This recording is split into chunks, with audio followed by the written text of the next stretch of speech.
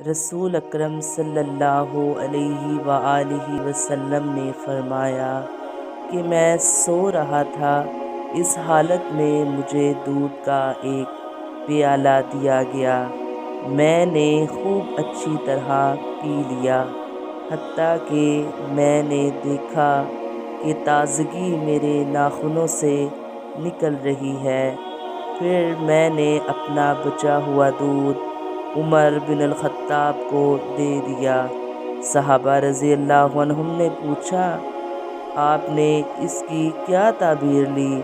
آپ صلی اللہ علیہ وآلہ وسلم نے فرمایا، علم۔ صحیح بخاری حدیث نمبر 82۔